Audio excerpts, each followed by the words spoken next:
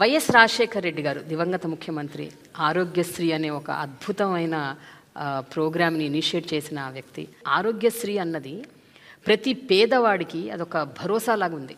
అంటే నాకేమైనా ప్రాబ్లం వస్తే నేను హాస్పిటల్కి వెళ్తే పైసా ఖర్చు లేకుండా నాకు ట్రీట్మెంట్ జరుగుతుంది అన్న ఒక భరోసా.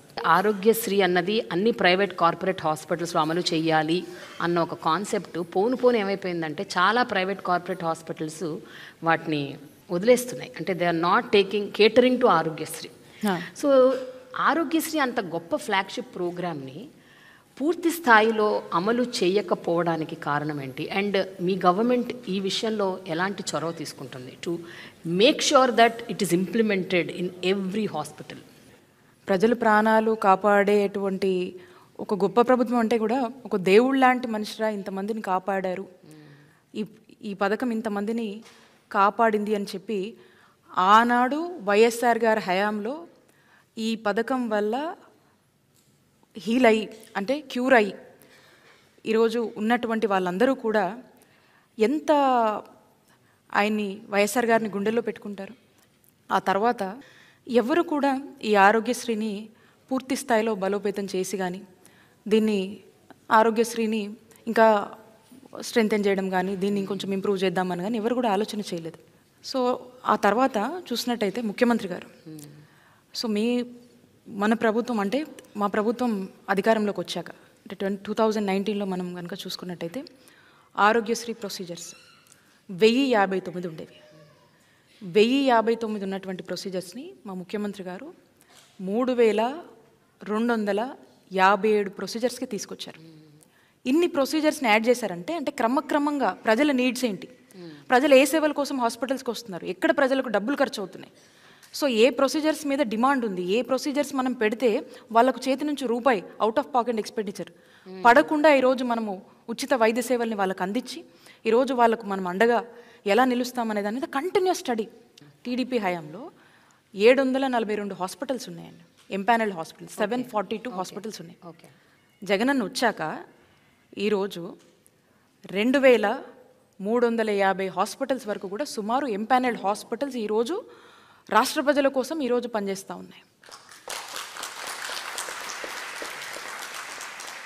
In and out of AP, Bengaluru, Chennai, హైదరాబాద్తో పాటు అంటే 700 చిల్లర ఒకసారి ఎక్కడండి? ఈరోజు 2350 హాస్పిటల్స్, ప్రైవేట్ హాస్పిటల్స్ మీరు నచ్చిన చోటకి వెళ్ళండి, ప్రభుత్వం కడుతుంది, ప్రభుత్వం భరిస్తుంది, మీకు మంచి వైద్య సేవలు మేము అందిస్తామని చెప్పి ఈరోజు ప్రజలకు భరోసా ఇస్తున్నటువంటి ప్రభుత్వం జగనన్న ప్రభుత్వం. టీడీపీ టెన్యూర్లో మనం తీసుకున్నట్టయితే ఆ టైంలో ఆరోగ్యశ్రీకి 5 ఏళ్లకు వాళ్ళు ఎంత ఖర్చు పెట్టారు చెప్పనండి? 5,000 చిల్లర ఖర్చు పెట్టారండి. 5,000 కోట్లు. ఎస్, అంటే 5177 crores వాళ్ళు ఖర్చు పెట్టారు. ఈరోజు జగనన్న ప్రభుత్వంలో మనం చూసినట్టయితే మనం అధికారంలోకి వచ్చాక 2019 నుంచి ఈ రోజు వరకు చూసుకుంటే 10,000 కోట్లకు పైగా కూడా ఈ 4.5 సంవత్సరాల్లో మనం ఖర్చు పెట్టడం జరిగింది. ఈరోజు ఈ సంవత్సరం నేను చెప్తా ఉన్నాను, ఆరోగ్యశ్రీ ట్రస్ట్ కింద 4,100 కోట్లు మనం ఖర్చు చేస్తూ ఉన్నాం ఈ సంవత్సరమే నేను చెప్తుంది. హాస్పిటల్స్ బిల్స్ ఏవైతే ఉన్నాయో అవి పెండింగ్లో ఉన్నాయి, అవి కట్టలేదు గవర్నమెంట్, అవన్నీ అలా పెండింగ్లో పడిపోయింది. మీకు నంబర్స్ చెప్పాను నేను, వైద్య సేవలు ఏ విధంగా ఇస్తున్నామో చెప్పాము. మీరు చూసినట్టయితే ఈరోజు ఆరోగ్యశ్రీ కోసం మనం చూసినట్టయితే ఈరోజు రాష్ట్రంలో ఉన్నటువంటి 90% ఆఫ్ ది ఫ్యామిలీస్కి ఈరోజు ఆరోగ్యశ్రీ కింద వైద్య సేవలు మనం ఉచితంగా అందిస్తున్నాం. 90% of the families. And up to limit తెలుసా అండి మీకు? లిమిట్ గతంలో మీరు చూసినట్టయితే 5 లక్షల వరకే ఉండేది.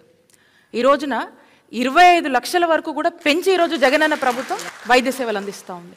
మనం ఈ విధంగా మనము ఇంత హోప్ని, భరోసాని కల్పిస్తూ ముందుకు వెళ్తుంటే ఇక ప్రతిపక్షాలు ఇంత మంచిని కూడా ఓర్చుకోలేవు ప్రేమ గారు, కాబట్టి మాట్లాడుతూ ఉంటాయి.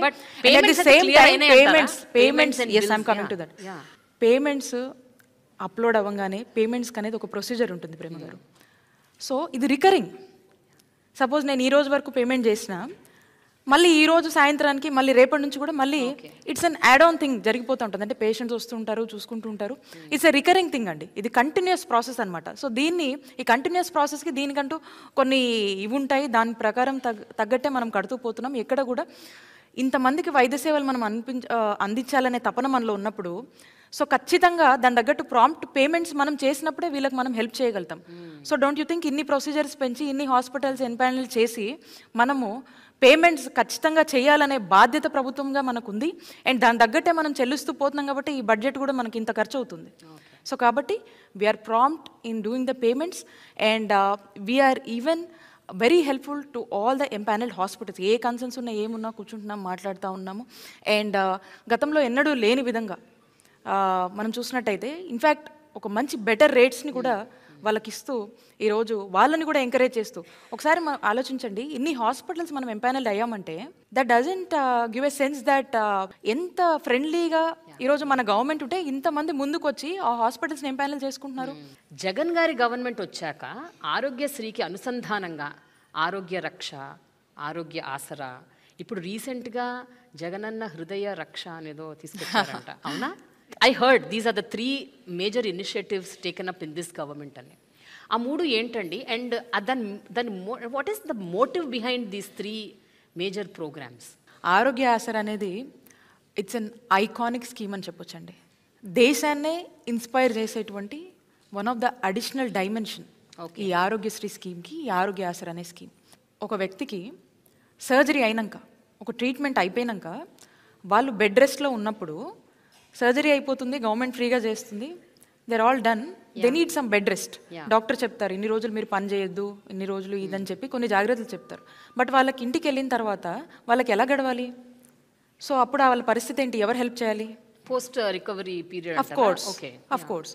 సో ఈ పోస్ట్ రికవరీ పీరియడ్ అనేది ఏదైతే ఉంటుందో వాళ్ళకు ఆ సస్టైనబుల్ ఎలవెన్స్గా ఫైనాన్షియల్ అసిస్టెన్స్ని ఈరోజు ప్రభుత్వం ఇస్తూ డాక్టర్ రికమెండేషన్ మేరకు ప్రతిరోజు కంటే 225 రూపాయల నుంచి 5,000 వరకు కూడా ఒక నెలకి ఈ చొప్పున డాక్టర్ రికమెండేషన్ మేరకు వాళ్ళకు ఇంట్లో ఉండి రికవరీ పీరియడ్లో కూడా వాళ్ళు ఏదైతే మా కూలికి వెళ్ళలేకపోతున్నాము, డైలీ వేజ్ ఎర్న్ చేయలేకపోతున్నాము, పని చేసుకోలేని పరిస్థితిలో ఉంటారో ఇది ప్రభుత్వం వాళ్ళకు ఫైనాన్షియల్ అసిస్టెన్స్ ఇచ్చి ఒక భరోసాని కల్పించేటువంటి ఒక గొప్ప ఆలోచన అండి.